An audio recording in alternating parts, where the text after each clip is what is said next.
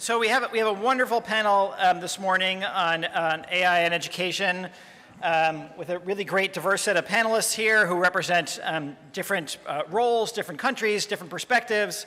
So I'm really excited about the conversation. I'll start off by asking each of you just to spend like 1 or 2 minutes tops, just to briefly introduce yourselves and to talk about what your experience over the last year has been with AI and education. So we'll start with Karen. Do we have audio? Oh, there we go. Okay. Hi everyone. My name is Karen Lang, and I am a curriculum developer for Technovation Girls.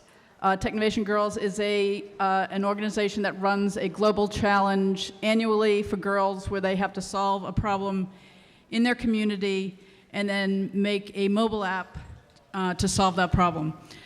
So I have been developing the curriculum, and a lot of our curriculum involves AI and the use of AI in solving problems. And I will pass it on to you. Hi, good morning. I'm Rob Hitchings. I'm Vice Principal of Dubai Heights Academy from the United Arab Emirates. We've been working in collaboration with MIT over the last 4 years on the Reimagining project. So we've lots of experience of doing various projects using AI in the curriculum. Hello, I am Heather Herring. I work at the Indiana Department of Education's Office of Digital Learning. In the past year, we have supported educators across the state in professional development related to AI, as well as a pretty large-scale pilot that my colleague Matt White and I will talk about tomorrow. Hello everyone, I'm Stjerne Thomsen, Head of Educational Impact Lego Education. I was previously Vice President of the Lego Foundation, where we supported and worked closely with MIT Media Lab. And I was a researcher at MIT Media Lab 20 years ago, so it's fun to be back. I think a lot about and use AI in my everyday life right now. I'm really excited about some of the opportunities it presents, and then I focus a lot about how we develop new AI applications as part of our Lego portfolio, and I spend a lot of time speaking to educators and visiting schools to figure out ways we can support them. My name is Rosanna Wong. I run and manage schools in China and Asia, the Harrow education outside of Harrow on the Hill in UK. And last year I started doing the curriculum for my schools on AI. And after finishing the digital curriculum, now we move on to AI curriculum. That's why I have a lot to learn from every one of you. Hello, I'm Nicki. I work at Google.org. There's a lot of ways in which I support our initiatives as a learning experience designer. Specifically, how many of y'all have used Teachable Machine? Okay, so I'm creating workshops to make sure that more both teachers and students are able to use Teachable Machine to create their own machine learning classification models. I'm also thinking about how folks in the nonprofit sector are using generative AI. So I'm working on a project with Goodwill, the Red Cross, Raven, thinking about what does it mean to have folks doing incredibly mission-oriented work using AI tools to support that work. So whether it's young people, whether it's folks in the nonprofit sector, I'm excited to kind of use my experience as a software engineer and teacher to think about what those learning experiences are to get people both excited but feeling competent about AI and AI tool use. Great, thank you. So as we talk about AI in education, it means many different things to many different people.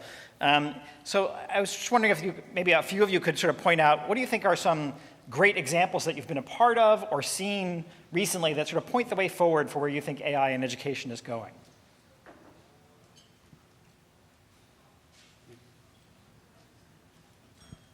I can start. Yep. Start with this one. Hello?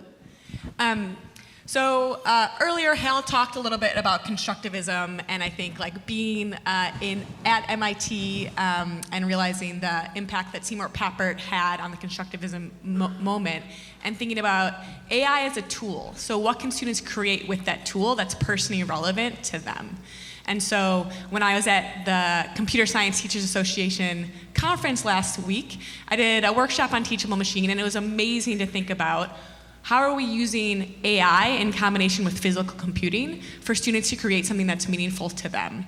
And there was a teacher from Indiana that said, 2 years ago, students created, using Teachable Machine, a model where the classification could understand if someone was wearing a mask or not, and if not, they hooked that up to some servos, and the robot would reach into a box and pull out a mask.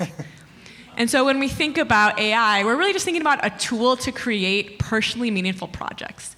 And thinking about that, I think, is a really good lens to think about AI in education as just a tool for students to construct meaning.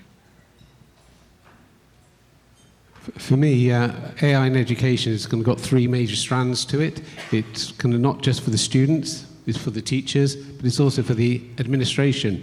And within my school, we're looking at ways that we can leverage the power of AI to enhance the experience for the students, develop the skills for the teachers to enhance that education for the students as well, but also for the administrators to find more efficient ways that we can use technology to leverage us.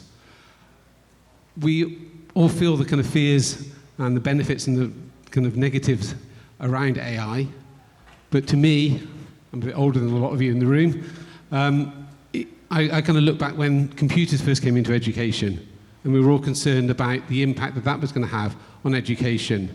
Then we had the internet come into education, and this, I believe, is still another tool that we can use to leverage and develop education further.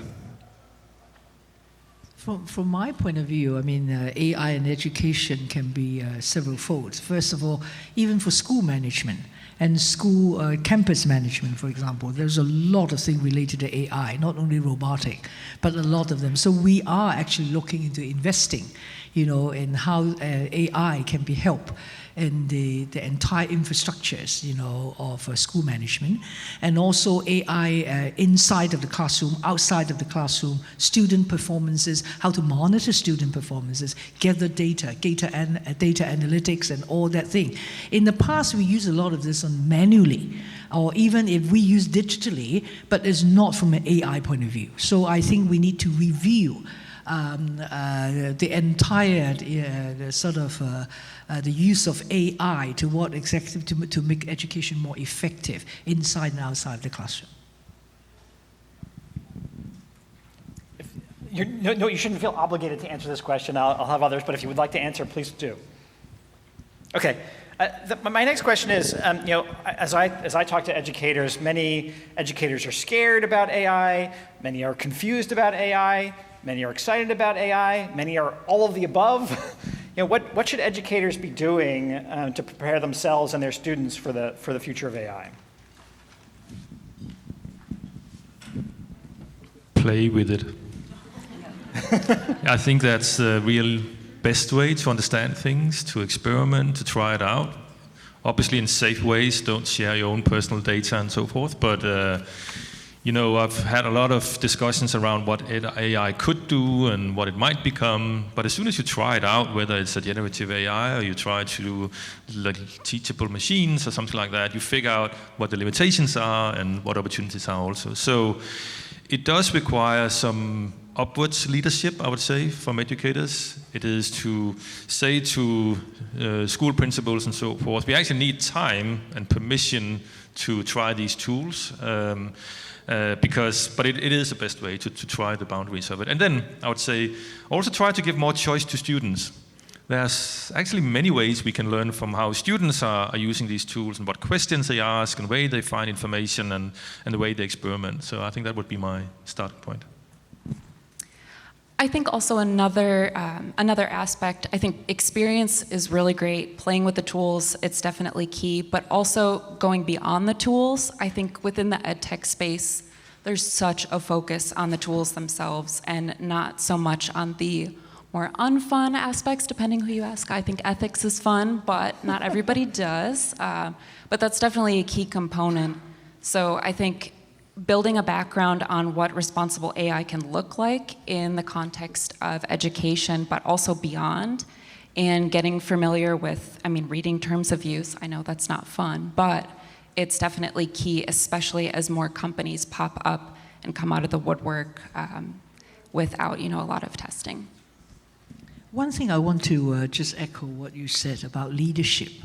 And I think that leadership is a very important point, particularly from a school setting level. And you need leaders who buy in that AI is possible, is needed, it's functional. And I think that if we're able to have the leader and the middle leaders all buy in and let them play with it. All right, and then don't just scare them. I mean, there's no right or wrong, but I think the most important thing is that once the teachers and the educator feel that they have ownership on this one, and I think that things will be much easier than you impose something, from the top to the bottom. And I'll just jump on that with playing with it and embracing it. So like with Technovation, we encourage the girls to use generative AI in their ideation, in helping them to write scripts for their videos, in the coding. So embracing it ourselves, playing with it as a curriculum developer, I use ChatGPT to help me along, so we all use it. And so to show girls and young people it's okay to use AI and it's going to help you. Well, you had that great slide earlier that sort of showed the different skills that, that businesses are looking for now. How do you think AI is changing the kinds of skills, dispositions, knowledge that they're looking for, and how do we sort of help prepare kids for a world where those things have changed? I can make a start on that question. I think everyone agrees that that's the most important, and they probably agreed for decades right now. But what's shifting is because AI can do much of the standardized assessments and be able to use it as a better benchmark for what our capabilities should be like. I think we are seeing a shift now much more to that kind of skill set of creativity and curiosity and critical thinking. So I think that question from a policy point of view, what are the key success parameters for education, will be important. Not because math and language is not important, but because you achieve it better by being curious and creative and a critical thinker and collaborative. So I think that shift will come right now, but require that kind of flexibility and more holistic thinking about what the education outcomes are. And then I think we can move there faster now. I mean, AI in education is here to stay, and I think that one of the priority things that we have to do with our students is to teach them to be appropriate users and the ethical kind of things behind AI, as well as understanding about bias. I mean, when the internet, I was a computer teacher for many years, and I remember when the internet first came out, we always just took, teaching our students not to accept the first thing that the internet gave us, what Google gave us. And I think it's repeating itself again, and we have to work on ensuring the students are ethical users and appropriate users of technology going forward, as well as giving them those skills and that exposure to all the exciting apps and platforms that there are that involve AI. I think one thing that changed, you asked about, what kind of skill set probably would change a student with AI, coming in. I think because we are living in a stage of information, it's flooded with information. There's so much information. You don't know which is which, and which are important, which are less important. But AI will, I think one thing that changed the mindset of a lot of young students, that they need to know how to ask questions. All right? Asking questions is not only know how to find a solution. If you want to find an effective solution, you need to know how to ask. And so how information is being sourced, and therefore how information is being classified, and so on and so forth. I think this is a very new learning and new training for a lot of the students. I mean, using AI if they know, what kind of question they ask, and therefore leading on to them to find the appropriate solution. I think it's also about students learning how to take risks in a controlled environment so that they can learn to make mistakes, but it's within a controlled environment where the teachers are there to support them and they understand, and that helps drive their innovation and their creativity as well. My colleague Scott Osterweil labels that the freedom to fail, which we often don't have enough of in school. And I also think, learning how to build your own machine learning model is a good skill to have, to not just accept the models that are out there and the data sets that are out there, but to build your own data sets and then learn how to build a model so that you can create things on your own terms, not just what's out there. Actually, I quite like the idea earlier that I think, Cynthia, you talk about co-design. You know, there is something that the researchers are working, how to make it, you know, AI is a kind of platform where you can co-create rather than always given as it is. And this exercise not only critical thinking, but at the same time you have ownership of what you need and what you don't need. But I don't know how the research will continue to go, but I think that this is exactly the kind of work that is important. Once both educators as well as students feel that they have a part to it, they're not just take it as it is, and will be very, very different. There's a lot of development in AI tools in education, both for sort of creative expression as well as for tutoring and everything in between. If you were to sort of give advice to people sort of working in technology at that intersection of AI and education, what advice would you give them?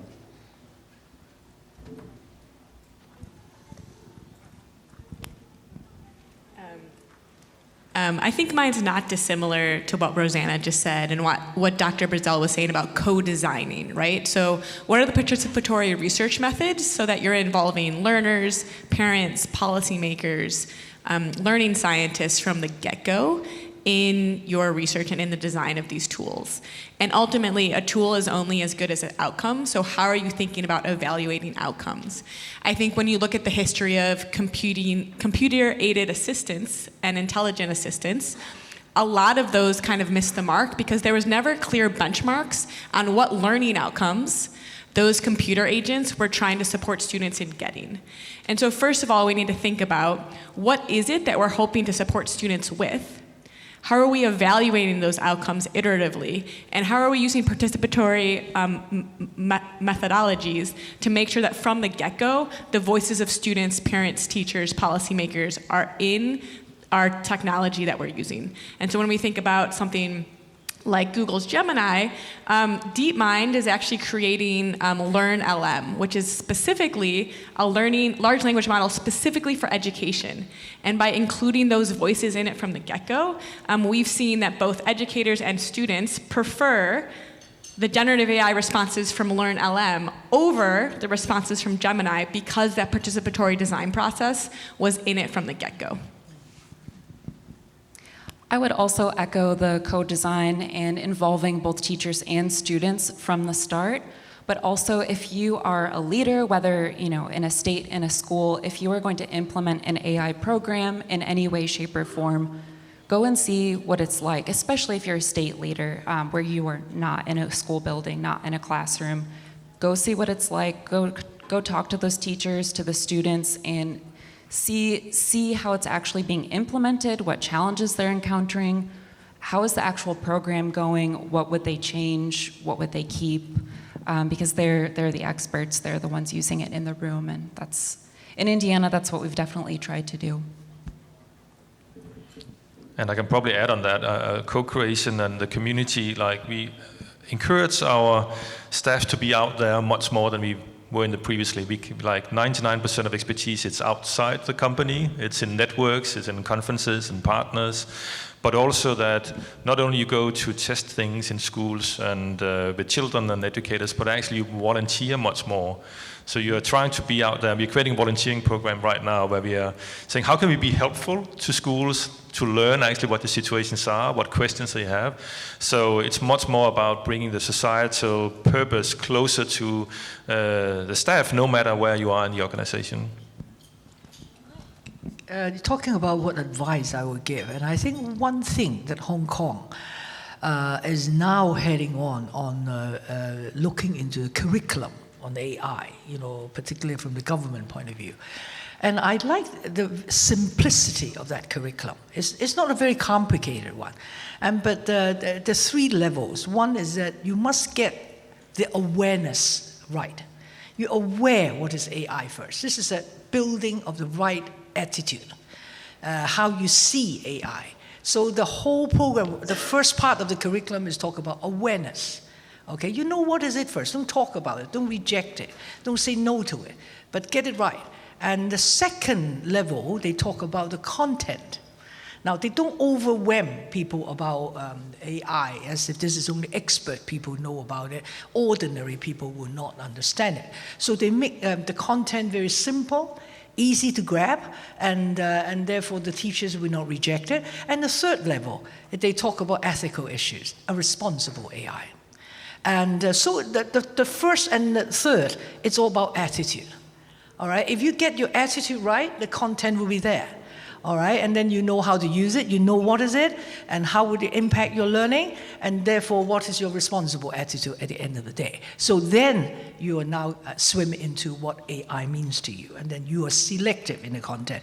And I think that this kind of curriculum, once it go into the classroom, go into the school, they will not be scared, and then it's difficult to manage. And I think that this is the right approach. And actually, those who constitute this AI curriculum for the Hong Kong government is a graduate from MIT.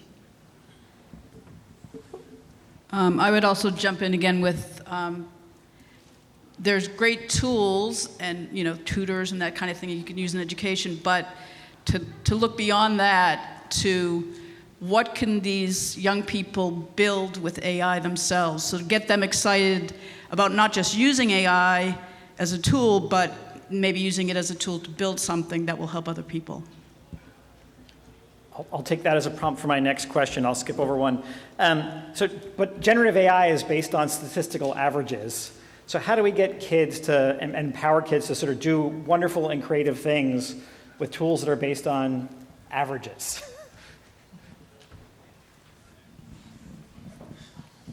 I would just say that if they're the ones building it and they're using it for something that's meaningful to them, they will get excited about it, and they will build things, and they will impact the world. I think also teaching them that that's what it's based on is probably the most beneficial in the first step, so they can know what the limitations are before they even start using it. And I would add to that, I think it's important to recognize that our whole education system is based on averages. And averages that doesn't fit anyone at all. So just beginning to understand where data come from and how it's used to inform the content it delivers is a very good starting point. But education is about creating new things. It's not about learning about what exists. So I think AI is a great starting point, inspiration for ideas, for connecting to what already exists. But in reality, children need to create their own ideas, to create value for something that's meaningful to themselves or others. So it wouldn't provide that, but it provides an easier entry point in my mind. I'm sure you've all encountered various misconceptions about AI along the way, students and teachers, colleagues. What are some of those misconceptions that you've encountered, and how do we think as a community how we might sort of start addressing those?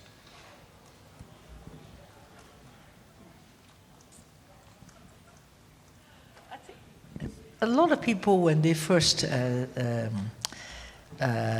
approach AI and whatever, they believe that what AI-generated things are always right. All right, it's correct, it's right.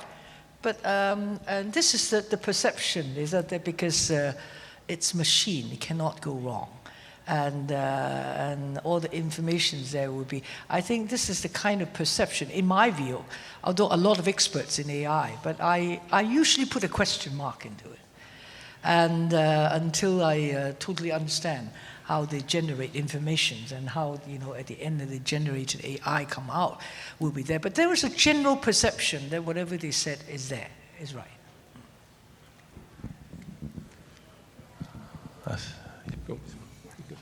I think the general misconception we meet with AI and many other things in learning science is that you need to be an adult and very skilled to learn something like AI. Actually, there's a lot of basic things to play with AI, to play with machine learning, to play with training a little robot, that even young children understand very, very well. So actually, sometimes children understand that complexity, that experimentation much better than adults. So I think the misconception that you need to get to a certain point to start to learn about AI, I think would be great just to say, well, let's start to figure out how to classify food and do small experiments even as a young child with physical materials is a great starting point for more advanced forms of computer science and AI. I think one of the big misconceptions about AI and technology is the fact that it's going to replace humans and take their jobs from them. But I think what people have to understand is it's going to create different jobs, and that's what we have to train the students of tomorrow to be able to do those jobs. And I think on that note, also considering that it's a new thing. We saw that a lot in the field from teachers across the state saying AI is new, AI is new. We know it's not.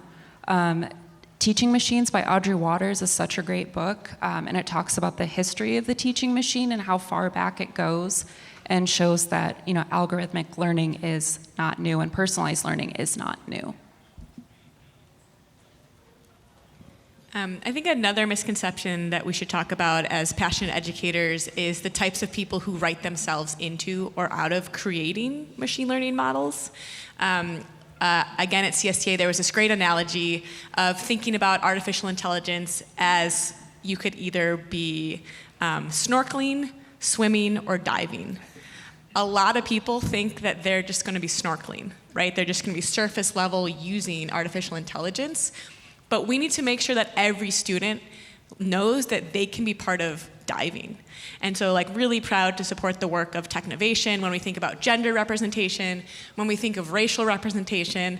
I met a gentleman earlier who's from Kazakhstan, thinking about the language barrier of, well, what does it mean to make sure that machine language models and tutorials are available across languages for diverse learners as well. So thinking about including everyone in this conversation so that it's not just a certain archetypal person who's ready to build machine learning models, but that we all feel welcomed into these spaces so that the models are more accurate and they're more inclusive, and that it's really like a creative, collaborative process to invite all of these people into the design of machine learning models. I didn't have a chance to go to CSTA. I'm glad you brought that. I'm glad you brought up that metaphor. It's a wonderful metaphor here. So I'll maybe expanding on that. There's a lot of diverse sets of learners out there with different kinds of needs, diverse sets of swimmers with different kinds of needs and challenges. How do we think about AI sort of helping to address those challenges, or even sort of enabling them to sort of express themselves perhaps in ways that they weren't able to before?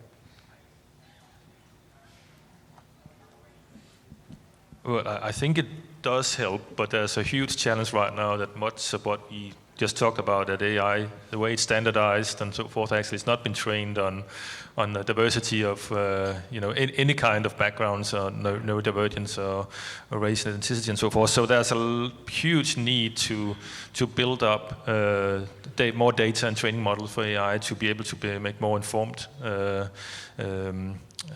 suggestions for that work. But what we have seen, what the European Union has been doing, is actually recognizing a lot of different ways that students and children can access content in new ways. So if you're not necessarily a very proficient reader, you can get it read aloud, or you can find information new ways. You can, if you're not able to express yourself in as easy as many others, you can create an image, or you can create a sound, a piece of music. So it definitely opens up many of these different pathways to engage with knowledge, to express ideas and content. But it's still not like, we would hope that AI would know a lot more about the learning science and how children actually learn and what they're interested in, their backgrounds. So I think that needs to be a research focus, but there seems to be a good application for easy entry points to education for many more users. For us, we're a school of 70 nationalities, and I think there's a place for AI that can help those students with language and turning it from speech to text or text to speech, but also in personalising the learning of those students, because for some of them, they're very bright students, but their English is holding them back from accessing the curriculum. So if we can leverage the use of technology and AI to improve their English immersion, then they'll be able to access the curriculum a lot quicker and easier and make better progress. On one of the site visits that my colleagues and I went to at a school that was implementing an AI tutor within several classrooms at one grade level, there were students, there's a really high Burmese refugee population in this particular area. And there were students that were not speaking really any English, but they were able to use this tool at the same time as the students who were much more proficient. So they were able to do this both simultaneously while also getting up to speed. And an additional example that comes to mind, I used to be a pre-K teacher in a really large public school district, and I had several students who had speech delays, and in a really large public school district that was really under-resourced, they saw a speech pathologist maybe once every 2 weeks at best. So I think there's a lot of tools that could definitely benefit students like that so they could get practice in between when they see their speech pathologist, in those longer periods.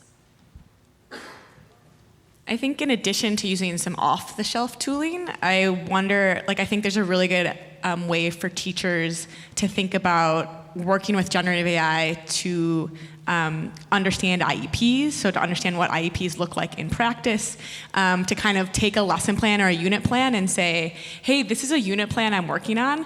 Can you evaluate it using UDL practices? And making sure that those universal practices are already indeed in the lesson plan. And if they're not, the teacher doesn't have to think about how to align them, right? Generative AI can support with some of that, filling the gaps. Similarly, I think when we think about young learners with developmental challenges, we also don't think about the hard work of parents and how often parents have to advocate for their students to kind of get the support services that they need. And so what does it look like a parent to work with a large language model to think about how to role play a conversation to get more resources, or to understand how to read their own student's IEP, right? Like, I think there's really interesting ways to think about even existing foundational models, supporting and coaching both teachers and parents to make sure these students are getting what they need. I want to pick up on Heather's point. The history of ed tech is that it's sort of favored the high-resourced areas instead of the low-resourced areas. We've heard the digital divide for many decades now. The digital divide has changed a bit in some ways. It's changed from something that's primarily hardware or sort of technology-based to something that's more teacher-resourced based. So what are actually teachers doing with that when it's in the classroom? How can we make it different this time? How can we sort of help address those gaps that we have between the sort of the privileged and the low resource schools, so that with AI we don't sort of increase that gap but sort of narrow it? That's a really good question. In Indiana, the pilot that I mentioned, we were able to reach a really large number of schools, and again, we'll talk about it more tomorrow, but over 100 schools were involved in our pilot, which connected teachers and students with AI tutors and AI intelligent tutoring platforms. So I think we focused on the academic impact data and also looked at, okay, which schools aren't maybe typically going to be able to buy this themselves, and tried to reach the largest number possible and really focusing on, the more under-resourced schools as well. So I think building it into policy up front, especially if you're offering grants, the schools with a lot of money, they're going to be able to pay for those things regardless. So really prioritizing the other schools. I think it's also about kind of working in partnerships and collaboration with companies and research and getting them to invest in the schools as well that don't have that infrastructure. I think we also need to make a conscious effort in supporting the low-resource school, particularly the teachers. If the teachers are not ready, it's sometimes very difficult that you go inside the classroom. So I think the support should go to supporting teachers with this kind of low-resource school. This is one thing. And secondly, you did mention about parents. Actually, I'm very concerned. And a lot of the parents, if it is the more educated parents, they probably know what AI is. A lot of the parents, who probably are not that well educated, they know nothing about it. So they usually will be the stopper. They stop the student from doing this, and they disallow them to use it. So I hope that at the end there will be research in how you're going to facilitate educator, but at the same time facilitate parents to understand, and so that it will not be blocking for a lot of opportunity for students, particularly for low resource families and so on and so forth. So I think there's still a lot of things we need to do in order to bring in equal opportunities for the wider community. I would also say to make as many of these tools accessible by making them free. So I know with Technovation, we have girls that using ChatGPT, and then they want to like distribute it as an app, and then they run up against a cost, and then that just stops them dead right there. So for education, if these big companies can somehow make it accessible, at least in the education realm, so that kids can get excited and then see their dreams to fulfillment. I completely agree, but I just want to add some of the big studies we did in South Africa, other places, was around free use of technologies and access to apps and so forth. So unfortunately, many of these resources come with a lot of advertising and data collection and non-privacy issues and so forth. So it actually looks like now most can find a mobile phone in many of the places the Lego Foundation is operating, but the things they download are very unsafe, heavily advertised, not very high quality. So I think definitely the way OpenAI is going right now, where it's free and accessible, it needs to be built on policies that really fulfill the ethics of why collect data at all, and which kind of data do you need, and be transparent on that piece, because there's so much exploitation of data right now in these applications. So some policy guidelines and maybe some ethics in the companies itself to be transparent on what kind of data that exists in their remit. I have one more question, and then I'm going to open it up to questions from all of you. Maybe if people can sort of queue up here, and we can give them a mic to ask questions. My last question is, you all come from different sectors, and I know the audience here comes from lots of different sectors: higher education, PK-12 education, technology. How do we think about the most successful collaborations between these different kinds of sectors, and what's needed in those collaborations?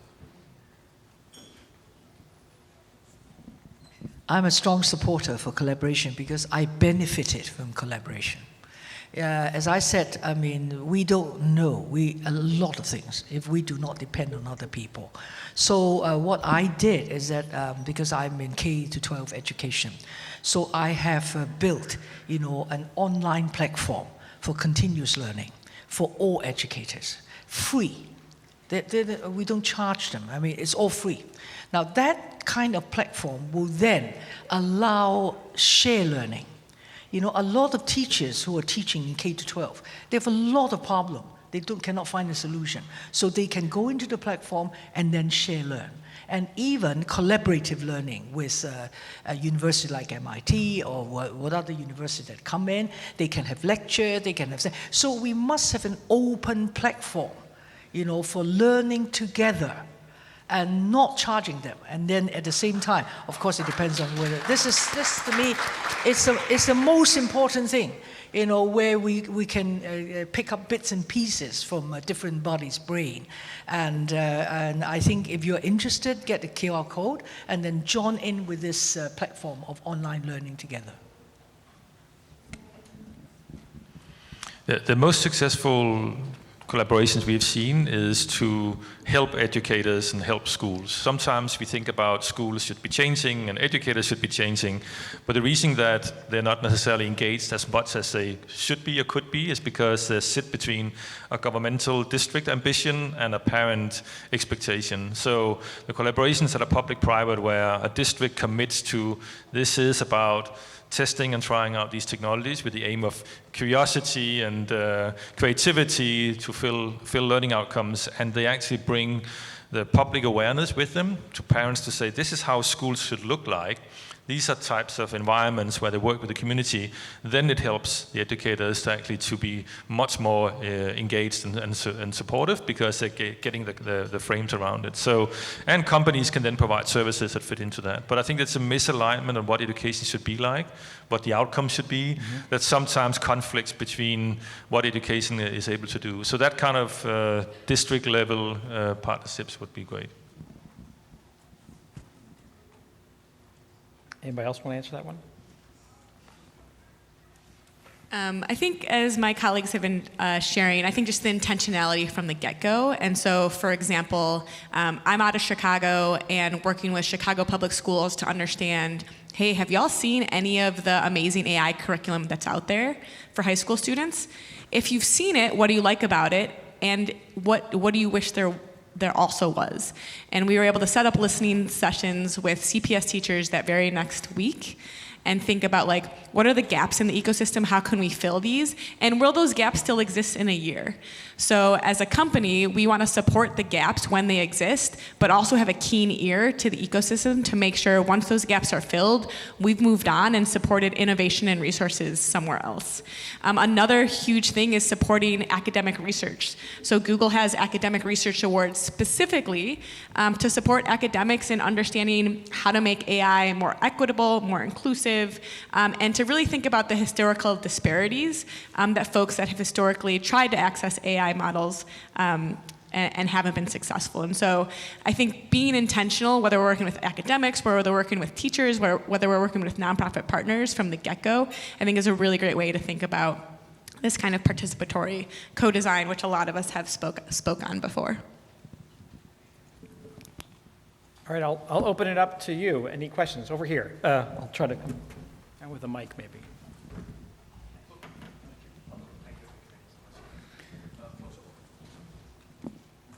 Hello, mic check, yeah. First of all, thank you so much for this wonderful panel. My name is Ronak. I come from a completely different country, India. Okay. Oh, so had a lot of success in the Makerspace network, 10,000 Makerspaces, 10 million students impacted. One thing that I don't really hear in this particular room is how do you actually do programming in a resource-constrained environment? Just for context, the cost of this phone is more than a household income in my country. So Hong Kong also has so many communities. Indiana also has so many communities.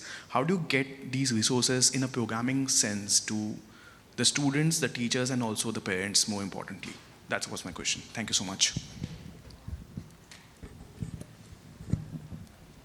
So the technologies are not that sophisticated in terms of teaching AI and other things in terms of what's available. So actually, later today, I'm reviewing a PhD dissertation at Tufts University who's getting a low-cost smart device down to below $25 or something like that. So throughout a lot of different tests across 3 to 4 different countries, you actually are able to, in local countries, develop your own applications.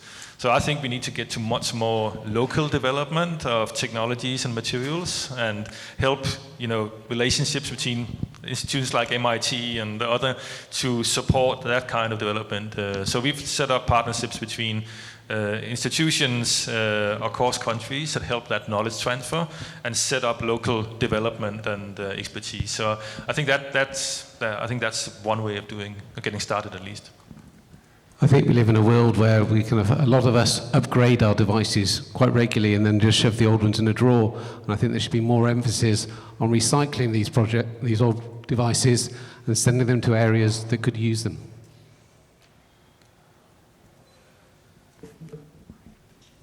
Great. Another question over here. Thank you.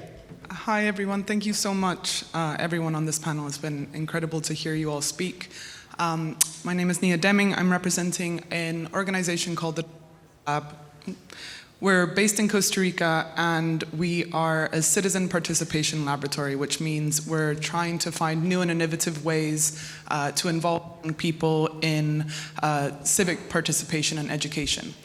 We have created a curriculum called the Freedom Curriculum, which covers topics around personal development and empowerment, civic participation, and lastly, financial freedoms. And the phasing of this curriculum is that we're now ready to digitize it and expand it digitally. We are so aware that AI, should play a part in the development of our platform, but we are civic participation experts, not AI experts. So there was a few mentions of kind of bringing transparency to different apps and platforms out there that use AI. I'd love to just pose that question to you on the panel. Where should we start thinking about how to integrate AI into the development of this platform?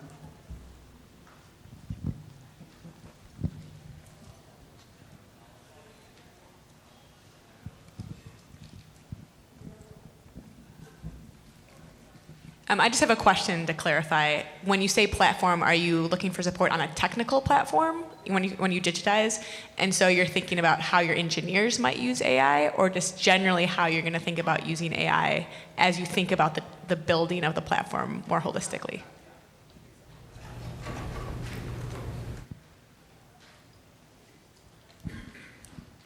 Well, you certainly have something that AI doesn't have. And I think that's what I've been reflecting in this panel. Can AI generate a better response than I can do myself?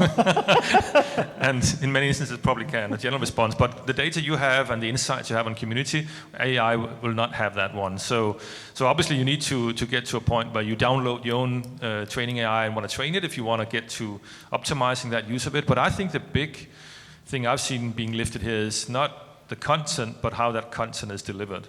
So I would focus on how do you support easy, simple ways for educators to take that content, deliver interesting prompts in 5-10 minutes, and then get to hands-on learning activities, own projects, and so forth. So you probably, it's more the entry point to educators. What are the inspiring, easy ways for them to get this to students in 5-10 minutes with a story based on this content, and then help them to actually find local materials and so forth. So I think there's most on the entry point, unless you want to go to data, but I don't think AI has a lot of that content you have right now, so there would be fantastic stories to get out. I'm a software entrepreneur here in Cambridge, Massachusetts, also an alum from this great school. I feel like AI has been coming along for a long time, but what I haven't heard from the panelists too much is how education, AI, and government and regulations come together. Because like Bo mentioned, sometimes folks get, for the sake of data, they're manipulated quite a bit. And should large companies and this community also interact with the government and have some guardrails there?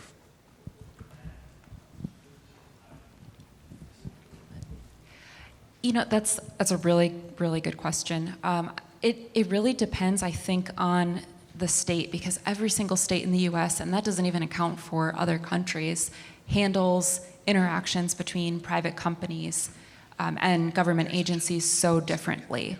So I think, focusing on having one policy, or at least one general policy within a state. Within Indiana, we've seen a lot of schools try to develop their own AI policy. So they're reinventing the wheel continuously, and we're really trying to come alongside them and say, hey, you don't have to do that. We can assist you with that. We can work with you. We can bring you all together. So I think it's a balance of having some policies in place, but also acknowledging that that can be quite challenging depending on the government agency. I would also say that school leaders don't have to do this alone. Code.org has a set of AI policy implementations. The speaker from I2 also mentioned that they have frameworks and policy implementations. There's also a nonprofit organization called Teach AI that also has policy recommendations. And so thinking about, in addition to guidance from your state or your country, also thinking about like what are the frameworks in CS education and AI education that you can kind of lean on and then adapt and localize to your own context.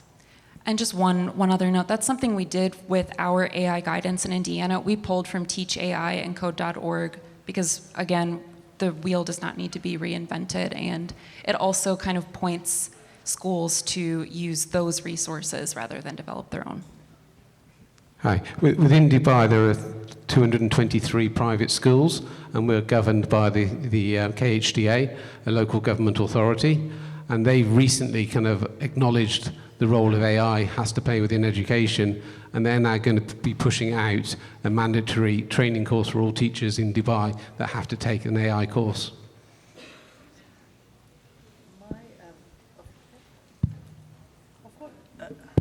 Different country perhaps has different response to what AI is. But if you ask me, from a government point of view, they don't need to be too to overreact at the stage, because the development is there. Sometimes if you overreact, and you need to back down at the end of the day. So I think that they wait and see to see whether there is a need for policy to bend and to allow, and except some of the university, not on the high school level from Hong Kong point of view, and they disallow the student use ChatGPT for their schoolwork and something like that. But I mean, immediately they change their mind, some of them. So I think that it's something that is still in a stage where they should wait and see unless it really created very dramatic problems, and otherwise you just let it go, and how things that they will manage themselves. I also think it's important to make sure that companies and governments are making sure that they're educating their policymakers. I see Hal in the back. I believe him and his colleagues use Teachable Machine to teach world leaders, world policymakers on AI, what AI is. And so if we can think about making sure that we're not only teaching our young people what AI is, but we're teaching our world leaders and policymakers what AI is, then the regulations that come through, then the policy will be that much more informed. And so education can't just be limited to K-12 or post-secondary, but really thinking about across sectors and these powerful decision makers, making sure that AI fluency is true for them as well. Okay, we'll take one more question. Thank you all so very much. This is an amazing summit and opportunity. Just to quickly introduce myself, Dedrin Sneed, here with the Ford Foundation, for Global Fellow in Gaming and AI for Education and Workforce Development. And I would love to kind of close with the space of how we address historical disparagement or inequalities with a space that we know for traditional educational systems already have historical inequalities. So I think the question is, through AI, how do we reimagine what education is, the traditional school, and really the qualification of what an educator is? I'd love to get your feedback on that.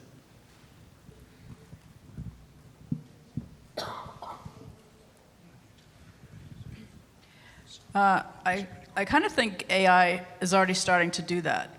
If you look at how a lot of kids learn now, they use these online tools, they're using the AI tools to teach themselves what they want to learn about. So I think that that's already happening, and I think, again, as educators, we need to kind of embrace that and move forward with it and use these AI tools as the kids are already starting to do themselves. I also think there's this opportunity to reimagine education. The point of education isn't to know more, it's to do more. And I think a lot of communities that have been historically untapped and underutilized have these incredible skills, right? We think about critical thinking, collaboration, creativity. Those are the durable skills that we'll need to anchor on. And I think historically, when we think about typical ways of measuring knowledge, like things like the SATs that were so rooted in kind of these esoteric and kind of privileged knowledge sets. Those knowledge sets are now accessible because large language models have been trained on them, but we're really evaluating skills instead of knowledge. And those skills, right, have always existed. That talent has always existed.